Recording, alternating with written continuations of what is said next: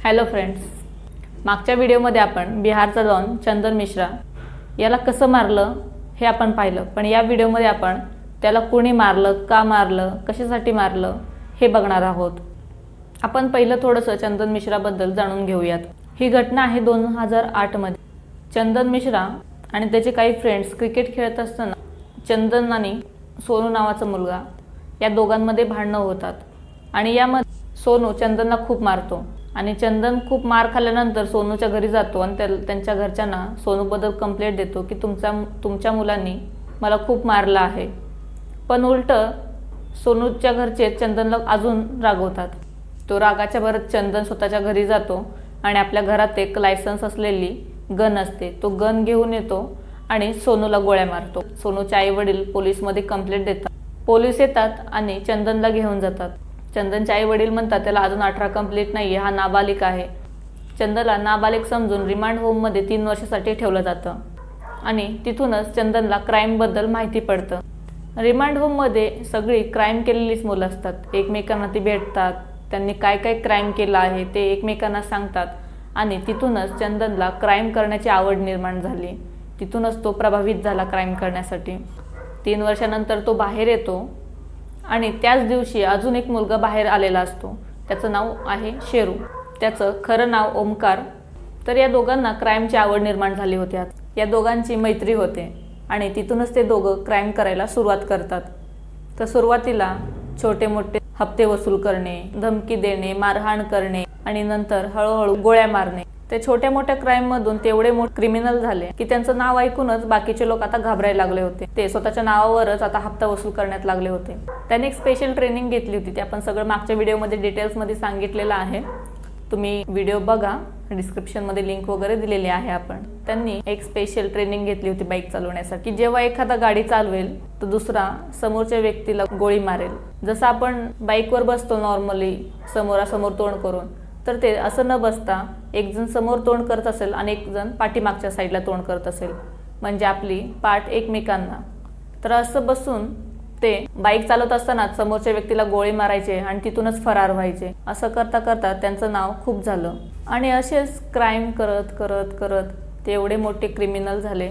आणि एवढे क्राईम करता करता त्यांना राजेंद्र केसरी हे खूप मोठे बिझनेसमॅन आहेत, त्यांच्याकडे खूप पैसा आहे, मालदार पार्टी आहेत, म्हणून ते एके दिवशी त्यांच्या घरी गेले। त्यांना सांगितलं की आम्हाला हप्ता द्या। ते हप्ता वसूल करण्यासाठी ते त्यांच्या घरी गेले, पण राजेंद्र केसरी म्हणले की मी तुम्हाला हप्ता देणार नाही। मग चंदन मिश्रा आणि त्याचे मित्र शेरू हे दोघं त्यांना म्हणाले तू एकतर हप्ता दे किंवा मी तुला गोळी मारून ठार करल। राजेंद्र केसरी म्हणाले की मी हप्ता नाही देणार। राजेंद्र केसरी ही खूप मालदार पार्टी होती, चांगली श्रीमंती होती, यांचा चुन्याचा बिझनेस होता, चुन्याचे व्यापारी होते हे, आणि पॉलिटिकमध्ये पण चांगलीच ओळख होती। तर त्यांना असं वाटलं हे कालचे 2 मुलं मला येऊन काय धमकी देत आहेत, काय करणार आहेत माझं, असं म्हणून त्यांनी हप्ता द्यायला नकार दिला। आणि दुसऱ्या दिवशी चंदन मिश्रांनी सांगितलं की राजेंद्र केसरीला गोळी मारायला हवी आणि त्यांनी हे अनाउन्समेंट केलं की याला उद्या मी गोळी मारणार। ही घटना आहे 20 ऑगस्ट 2011 आणि दुसऱ्या दिवशी 21 ऑगस्ट 2011 चंदन मिश्रा आणि त्याचा मित्र शेरू हे दोघंही राजेंद्र केसरीला गोळी मारतात। एवढा मोठा राजेंद्र केसरी व्यापारी, याची पॉलिटिक्समध्ये पण ओळख, याला गोळी मारल्यामुळे आता कुठे पहिल्यांदा पोलीस ऍक्टिव्ह होते, त्यांना पॉलिटिकल पण दबाव आलेला असतो। सर्व पोलीस ऍक्टिव्ह होतात, त्यांच्याबद्दल माहिती काढतात। चंदन मिश्रा आणि त्याचा मित्र शेरू त्यांनाही वाटतं की पोलीस या केसला घेऊन खूप सिरियस आहेत। बक्सरमधून ते नेपाळला जातात। पोलिसांना खबर लागते चंदन मिश्रा आणि त्याचा मित्र शेरू नेपाळमध्ये आहेत। ते लगेच नेपाळला जातात, पण तिथे काही डॉक्युमेंट्समुळे चंदन मिश्रा आणि त्याचा मित्र शेरू या दोघांना खबर लागते की पोलीस येतात। तर ते दोघं तिथून कोलकात्याला निघून जातात। काही महिने गेल्यानंतर पोलिसांना परत खबर लागते चंदन मिश्रा आणि त्याचा मित्र शेरू हे दोघं कोलकात्याला आहेत। पोलीस एक मिशन चालवतात आणि त्या अंतर्गतच चंदन मिश्रा आणि त्याचा मित्र शेरू या दोघांना अटक करतात। त्यानंतर अटक केल्यानंतर त्यांना बक्सरमध्ये आणतात, पुढील कारवाई केली जाते। हे सर्व कोर्टात जातात। तिथून लोअर कोर्ट डिसिजन देतं की चंदन मिश्रा आहे त्याला उम्रकेची सजा दिली, जे शेरू आहे त्याला मृत्यूदंड दिलेला आहे। तर इथं पहिल्यांदा त्या दोघांमध्ये दुश्मनी व्हायला चालू झाली। शेरूला असं वाटलं की आम्ही दोघांनी एकच मर्डर केला आहे, आम्ही दोघे सोबतच होतो, तर आम्हा दोघांना शिक्षा वेगवेगळी का, नक्कीच त्याच्यामध्ये चंदनचं काही हात असेल। तर ते पुढे हायकोर्टामध्ये अपील करतात आणि तिथून हायकोर्टात डिसिजन देतं की चंदन मिश्राला उम्रकैद आणि तिथून परत शेरूलाही उम्रकैद हे डिसिजन दिलं जातं. भागलपूर जेलमध्ये ठेवलं जातं. ह्या कोर्टाच्या डिसिजनमुळे कुठे ना कुठे शेरूला मनात शंका आली होती की चंदन हे सगळं करतोय आणि तिथून एक मनमुटाव निर्माण झाला होता. तर नंतर जेलमध्ये असताना आपल्या नॉर्मल लोकांप्रमाणेच त्यांनाही असं वाटलं की सर्वात महत्त्वाचा आहे पैसा. आणि कुठे ना कुठे चंदनला असं वाटलं की शेरूने मला कमी पैसा दिला आहे आणि शेरूला असं वाटलं की चंदनने मला कमी पैसा दिला आहे. तिथं पण दोघांमध्ये मनमुटाव निर्माण झाला. नंतर शेरूला असं कळालं की शेरूचे आणि चंदनचे दोघे क्रिमिनल फ्रेंड्स होते. त्याच्या गँगमधली जी त्याच्या हाताखालची मुलं होती त्यामधील शेरूच्या गँगमधली जी मुलं होती त्यांना पोलिसांनी एन्काउंटरमध्ये मारलेलं आहे आणि जे जे चंदनची लोक होती ते वाचलेले आहेत. तर परत शेरूला असं वाटलं की हे सगळं चंदन करतोय, माझ्या मुलांना मारलं आणि स्वतःच्या मुलांना वाचवून ठेवलं. दुश्मनी वाढली. परत काही काळानंतर असं झालं की जे चंदनने आपले काही मस्ती मजाक खातिरदारी ह्या सगळ्याचे पोस्ट सोशल मीडियावर टाकले आणि हे नंतर परत शेरूला कळालं. शेरूला असं वाटलं की जेलमध्ये असतानाही चंदनची एवढी खातिरदारी चालू आहे, त्याच्यासोबत एवढ्या प्रेमाने सगळे लोक वागतात आहे आणि माझ्यासोबत कुणी वागतही नाही तसं. तर परत असं वाटलं परत त्याच्यात चंदनचा काहीतरी हात आहे, चंदनच हे सगळं करतोय, माझ्याकडे तो लक्ष देत नाही आहे, माझी मदतही करत नाही चंदन. तर तिथं परत अजून दुश्मनी वाढली. त्या दोघांची दुश्मनी वाढतच चालली होती. हे सगळं जेलरच्या निदर्शनास आलं आणि तेव्हा पहिल्यांदा कुठे जेलरनी यांना दोघांना वेगवेगळ्या जेलमध्ये पाठवण्यात आलं. चंदनला बेऊरच्या जेलमध्ये आणि शेरूला पुलियाच्या जेलमध्ये दोघांनाही वेगवेगळ्या ठिकाणी पाठवण्यात आलं. आता हे दोघं वेगवेगळे असताना ते दरवेळेस पेरोलसाठी अपील करत होते, पेरोलसाठी अर्ज करत होते. पण कोर्ट काही कारणाने त्यांचे पेरोल मंजूर करत नव्हती. अशी त्यांना आता झाली. जेलमध्ये राहून त्यांना आता 14 वर्ष झाली आहेत आणि या 14 वर्षामध्ये 10 वर्षापासून ते 4 वर्षामध्ये यांनी कितीक वेळा पेरोलसाठी अर्ज टाकला आणि ते कोर्टाने अमान्य केला. पण झालं असं आत्ताच्या जूनमध्ये परत चंदनने अजून एकदा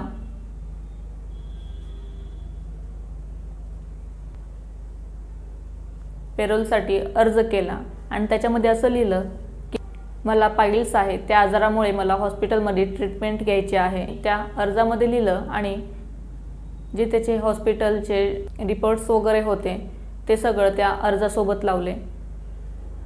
पुढे कोर्टाने हे सगळं व्यवस्थित चेक करून कोर्टाने त्यांना पेरोलसाठी मंजुरी दिली आणि आत्ताच्या 3 जुलैला तो बाहेर निघाला. चंदन बाहेर निघाला आणि मग शेरू मात्र खूप भडकला. मी एवढ्या वेळा पेरोलसाठी अर्ज टाकले परंतु माझे अर्ज मान्य झाले नाहीत आणि चंदनचा अर्ज लगेच मान्य झाला. चंदनचा नक्कीच काहीतरी हात आहे, त्याची खूप ओळखही आहे पोलिसांमध्ये, कोर्टांमध्ये. नक्कीच त्यांनी काहीतरी केलं आहे. मला मात्र जेलमध्ये ठेवलं आणि स्वतः मात्र बाहेर निघाला. तर या कारणाने शेरू खूप भडकला आणि त्याने ठरवलं की आता चंदनला जिवंत ठेवायचं नाही, चंदनला आता मारायचं, त्याला मारून टाकायचं.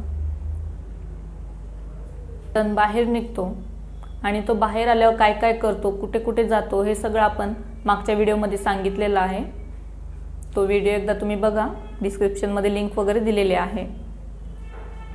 तो बाहेर येतो आणि लगेच आपल्या बक्सरच्या अड्ड्यावरही जातो. अड्ड्यावर गेल्यावर त्याची चांगली खातिरदारी होते, पार्टीज वगैरे होतात आणि नंतर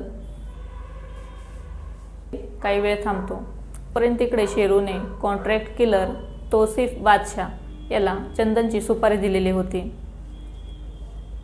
तौसिफ बादशाह याचं खरं नाव तौसिफ रजा. छोटे मोठे क्राईम करून हा पण एक मोठा कॉन्ट्रॅक्ट किलर क्रिमिनल झालेला आहे. याचंही सगळीकडे खूप नाव आहे आणि याचमुळे शेरूने चंदनची सुपारी कॉन्ट्रॅक्ट किलर तौसिफ बादशाह याला दिली. आणि जसं चंदन बाहेर निघाला जेलमधून तसं तौसिफ बादशाह याची काही माणसे चंदनवर नजर ठेवून होती. हा कुठे जायचा, काय करायचा. आपल्या बाकीचे पेरूल, आपल्या बाकीच्या सुट्ट्या एन्जॉय करून नंतर त्याला असं वाटतं की आता मी कारणामुळे मी बाहेर आलोय, त्याच्यासाठी मला काहीतरी डॉक्युमेंट्स, काही रिपोर्ट्स वगैरे द्यावे लागतील. आता चंदन मिश्रा विचार करतो की मी पायल्सचं नाव सांगून पायल्सच्या ट्रीटमेंटसाठी बाहेर निघालो आहे, तर त्याचे मला काही रिपोर्ट्स पण सबमिट करावे लागतील. तर तो पटनामधील पारस हॉस्पिटलमध्ये 2nd फ्लोअरला 209 नंबरमध्ये ॲडमिट होतो. त्याची तिथे सगळी ट्रीटमेंट होते आणि ही बातमी तुला कळते. शेरू लगेच कॉन्ट्रॅक्ट किलर तौसिफ बादशाहला ही सर्व इन्फॉर्मेशन देतो आणि तौसिफ बादशाह याची चांगलीच ओळख पारस हॉस्पिटलमध्ये होते. तिथले कर्मचाऱ्यांसोबत याचं ठीकठाक बोलणं पण होतं. ही सर्व इन्फॉर्मेशन चंदन मिश्राबद्दल सर्व इन्फॉर्मेशन तौसिफ बादशाह काढतो आणि पुढचा डाव रचतो. चंदन मिश्राची सर्व ट्रीटमेंट झालेली असते आणि तो आपल्या बेडवर रेस्ट करत असतो. नुकताच तो झोपेतून उठलेला असतो. सकाळच्या वेळेस तौसिफ बादशाह आणि त्याचे काही साथीदार सकाळी 6:30च्या दरम्यान, मी तुम्हाला CCTV फुटेज दाखवतच आहे. या उजवीकडील बाजूने दोन मुलं आहेत. त्यातील एक मुलाने हेल्मेट घातलेलं आहे आणि ते दोघं एका ठिकाणी जाऊन थांबतात आणि थोड्याच वेळाने डाव्या बाजूने 4 मुलं येतात. ते 4 जण त्या 2 मुलांमध्ये मिसळतात.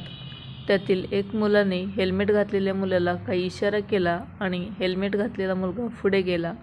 त्यानंतर हे 5 जण पूर्ण 2 मिनिटं बोलतात आणि 2 मिनिटं बोलून झाल्यानंतर ते पारस हॉस्पिटलमध्ये 2nd फ्लोअरवर 209 रूममध्ये जातात, जिथे चंदन मिश्रा ॲडमिट झालेला आहे. एका पाठोपाठ 5 जण 209 रूममध्ये दाखल होतात आणि चंदन मिश्राला गोळ्या मारतात. चंदन मिश्राची जागीच मृत्यू होते, कारण चंदन मिश्राला 24पेक्षाही जास्त गोळ्या लागल्या होत्या. आणि हे सर्व क्रिमिनल तौसिफ खान आणि त्याचे साथीदार गोळ्या मारून झाल्यानंतर निघून जातात. निघून जात असताना एका बाईकवर 3 जण असतात. बाईक चालवत असताना मध्ये जो बसलेला मुलगा आहे त्याने आपले दोन्ही हात वर केलेले आहेत. त्याच्या हातात एक बंदूक आहे. जे ते कामासाठी गेलेले होते ते काम त्यांचं पूर्ण झालेलं आहे. एकदम आनंदात आणि जल्लोष साजरा करत हे सगळे निघून जातात. नंतर पोलीस घटनास्थळी येते, सर्व इन्व्हेस्टिगेशन करते आणि जे 5 जण आले होते यांची ओळख होते आणि यांचा मास्टर माइंड कोण होता हेही पोलिसांना कळते. यांचा मास्टर माइंड सध्या जेलमध्ये आहे आणि त्याचं नाव आहे शेरू. तर ही सर्व कहाणी होती चंदन मिश्राची. तर भेटूया आता नेक्स्ट व्हिडिओमध्ये. थँक्यू.